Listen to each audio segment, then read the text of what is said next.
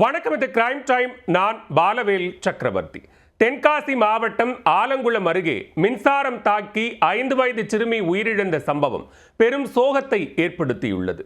13 நாட்களுக்கு முன்பு நடப்பட்ட மின்கம்பம் சாய்ந்து பிஞ்சு உயிரை பறித்ததன் பகீர் பின்னணி என்ன?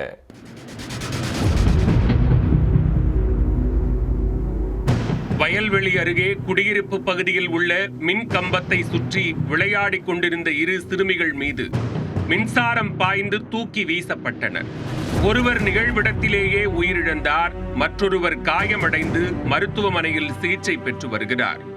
மின்வாரிய ஊழியர்களின் அலட்சியத்தால் விபரீதம் நிகழ்ந்ததாக உறவினர்கள் குற்றம் சாட்டியுள்ளனர். நடந்தது என்ன?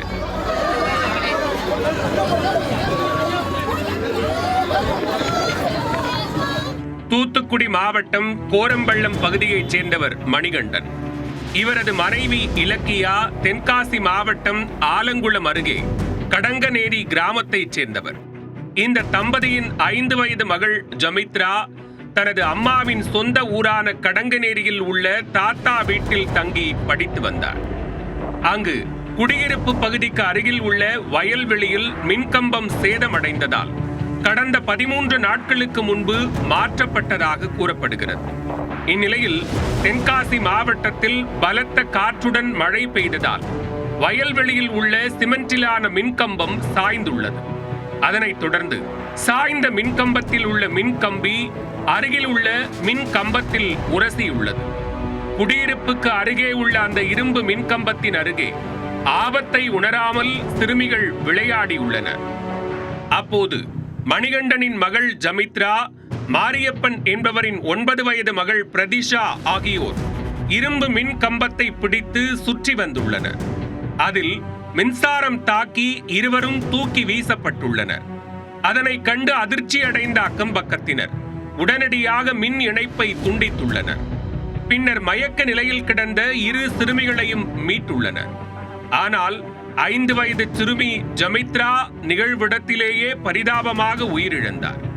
காயமடைந்த மற்றொரு சிறுமி பிரதிஷாவுக்கு முதலுதவி சிகிச்சை அளிக்கப்பட்டதை தொடர்ந்து நெல்லை பாளையங்கோட்டையில் உள்ள அரசு மருத்துவமனைக்கு மேல் சிகிச்சைக்காக அனுப்பி வைக்கப்பட்டார்.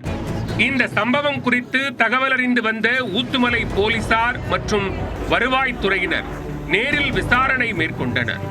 மேலும் உயிரிழந்த சிறுமியின் உடலை மீட்டு உடற்கூராய்வுக்காக பாளையங்கோட்டை அரசு மருத்துவமனைக்கு அனுப்பி வைத்தனர். இந்த சம்பவம் குறித்து வழக்கு பதிவு செய்த போலீசார் தொடர் விசாரணை மேற்கொண்டு வருகின்றனர்.